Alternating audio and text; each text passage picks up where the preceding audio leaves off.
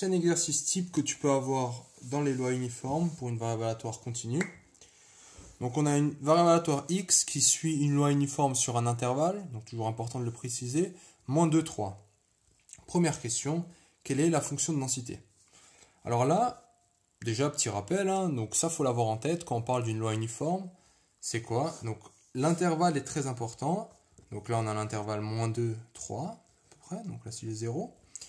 Et je sais que sur cet intervalle, je vais avoir quoi? Je vais avoir quelque chose donc une constante à une certaine hauteur. Et cette constante-là, on parle bien de la fonction de densité. C'est exactement ça qu'on va chercher. Donc, quelle est l'équation, la droite d'équation de cette fonction de densité?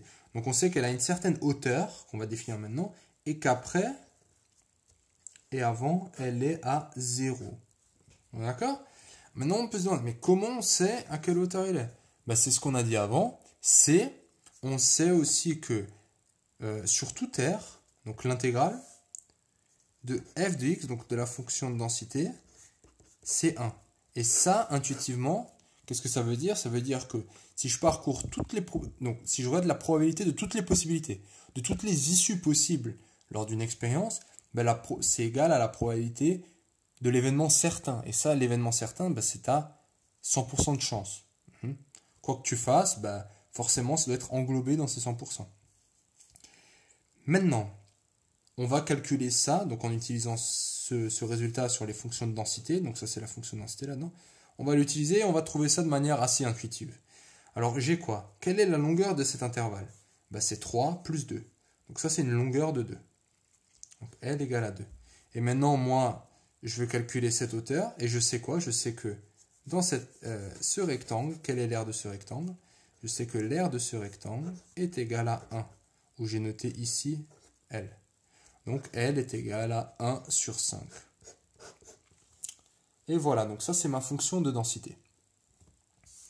Que je vais maintenant écrire, f de x est égal à 1 sur 5 sur moins 2, 3 et 0 sur... donc là on a quoi? On a moins l'infini, moins 2, union 3 plus l'infini. Ou bien on dit 0 sinon. C'est un peu plus simple que d'écrire tout ça là tout le temps. Nickel. Deuxième question. Donc maintenant on a défini notre variable aléatoire. Donc en tout cas on sait que notre variable aléatoire qui suit une loi uniforme a ça pour fonction de densité. Donc on choisit un nombre au hasard. Quelle est la probabilité qu'il soit entre 0,5 et 0,7? Donc comment répondre à ce type de question? Encore une fois, il y a une approche très intuitive qui est la suivante. Donc supposons 0,5, c'est ici, donc 0,5, et là j'ai, on va dire 0,7, bon c'est pas à l'échelle, mais on s'en fout. Quelle est la probabilité que je sois là-dedans? La probabilité, c'est quoi? On a dit quoi? C'est l'aire, ça va être cet air. Donc c'est vraiment l'air sous sa fonction de densité. Donc encore une fois, comment on calcule cette aire? Donc soit on peut y aller avec les intégrales, donc l'approche un peu plus formelle, sinon on le fait tout simplement, l'aire d'un rectangle. Donc la probabilité que x soit entre 0,5 et 0,7, donc c'est comme ça qu'il faudrait l'écrire, c'est égal à quoi? C'est égal à cette distance, donc c'est 0,7 moins 0,5, donc ça on est d'accord que ça fait 0,2, fois la hauteur, et la hauteur on l'a calculé avant, c'est 1 sur 5. Donc on se retrouve avec 0,2 fois 1 sur 5. Donc ça fait 0,04 si je m'abuse. Ok? Donc 0,2 divisé par 5, donc on a bien 0,04. Nickel. Maintenant une autre approche, qui est un peu plus longue, je pense que c'est même pas nécessaire. Je trouve ça bien de réfléchir comme ça, c'est un peu plus immédiat. Ça serait de faire l'intégrale entre 0,5 et 0,7 de ma fonction de densité, qui est égale à 1 sur 5 dx. Et ça, ça fait quoi? Ça va faire x sur 5 entre 0,5 et 0,7, parce que ça c'est la primitive, hein. Donc ça va te donner 0,7 moins 0,5, le tout divisé par 5. Donc on obtient le même résultat. Hein. Perso, je trouve que le faire comme ça, c'est mieux parce que ça montre que tu as une certaine vision quand même de ce qui est en train de se passer. Prochaine question.